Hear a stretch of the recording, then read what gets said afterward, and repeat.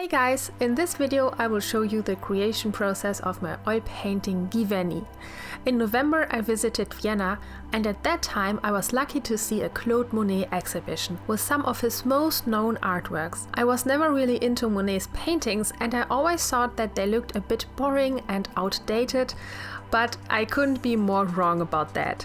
This exhibition really impressed me. The intensity of the oil paint, the pastel tone color palette, the beautiful serene landscapes and scenes, and the interaction between the cool shadows and the warm lights deeply touched me. I'm very grateful to have been able to see his works in person. After having visited the exhibition, I contemplated about why so little of these impressions translate through photos and the internet.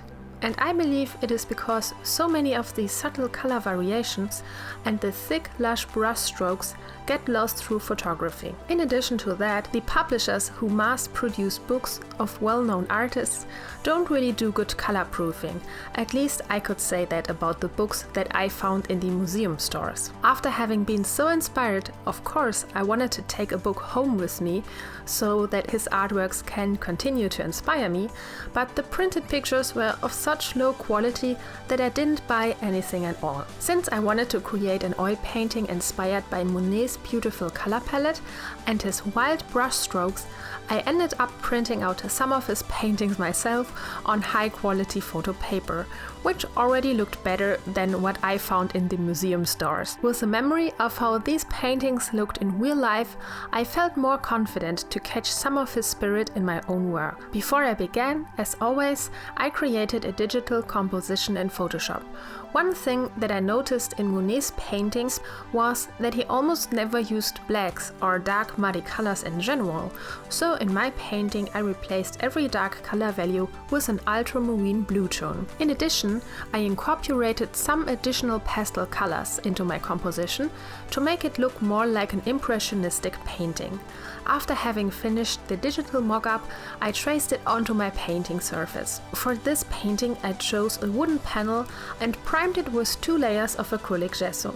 After the primer had dried, I added 1 layer of silver acrylic paint so that I got a pretty underpainting to start from. You can always start with acrylics and continue with oils. Just never mix the two, or the other way around, try to paint with acrylics on oils. That wouldn't work either. By the way, you can find all the materials that I used to create this oil painting in the description of the video. Then finally I could start the painting.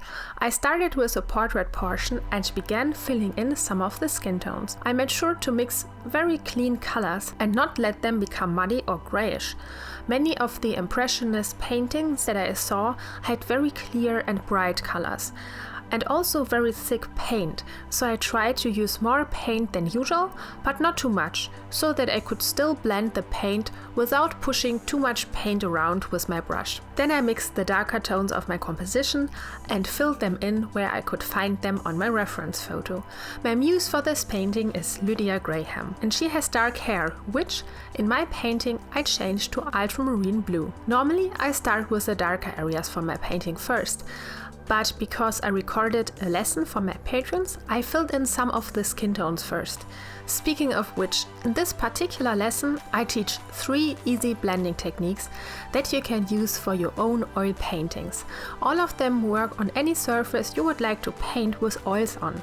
In this 1 hour and 15 minutes long real-time video lesson, I teach you not only my blending techniques, but also how I painted the complete first layer of her face. If you want to get access to all my real-time video lessons and tutorials, join me on Patreon at the $5 or $10 reward tier. If you like to receive beautiful art surprises like stickers, postcards or magnets, limited fine art prints, original artworks, or join me in my monthly live stream, or participate in my art challenges, I highly recommend visiting my Patreon page at patreon.com/LiobaBrückner. Okay, back to the painting. After having filled in the darker areas of the motif, I continued working on her eyes. I intentionally altered the colors of my mock-up away from a photorealistic palette and towards a more impressionistic and surreal color scheme.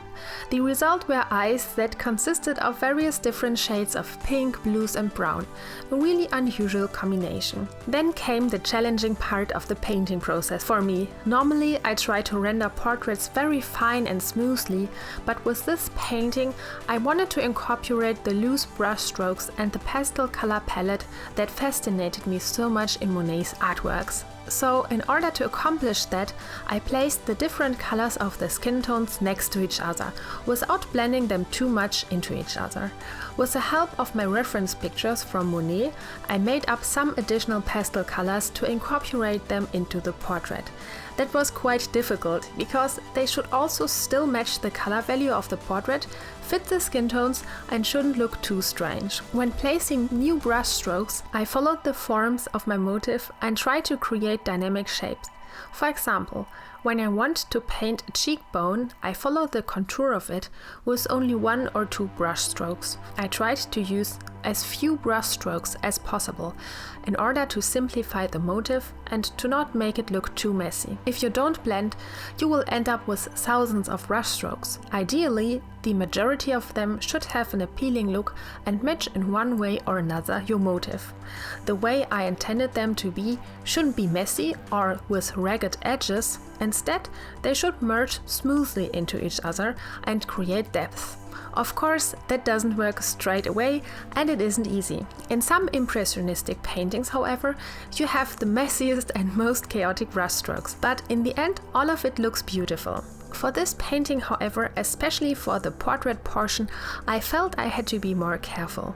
The advantage with wood or paper as a painting ground is that you can stack a lot of paint onto it. It is easier to layer new paint on wet paint than it is on canvas, for example. So I could correct my brush strokes by just adding new paint on top until I was satisfied with the result. In the same painting session, because on that day I also had my Patreon livestream, I continued working on the rest of the composition.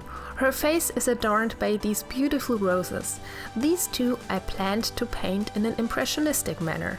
For that, instead of following the reference photo closely, I improvised and added brush strokes in a whirl motion, while adding extra colors like turquoises, as I did with the skin tones. I enjoyed working in these pastel tones, and I found it very freeing to place brush strokes wildly on my painting.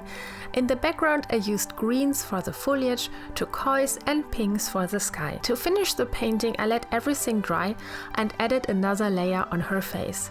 Although I strived for an impressionistic look, I still wanted her face to look refined and smooth at some point. I also added some more shades of pink because I just loved that color, and intensified the highlights on her cheeks by adding another layer of paint. One layer of white or a light tone is never enough because it doesn't cover the underlying ground completely. And that's it! I titled my painting Giverny, after the commune in France where Claude Monet's famous garden was located and in which other known impressionist painters have lived and worked. Today there is a museum with impressionistic art and beautiful gardens built after paintings from the 19th century. The video is titled How to Paint Like Claude Monet. But obviously no one can exactly paint like another artist, especially not like the old masters. But nevertheless, I hope you found it helpful and entertaining. If you did, give it a thumbs up, leave a comment and subscribe to my channel. See you in the next one. Bye!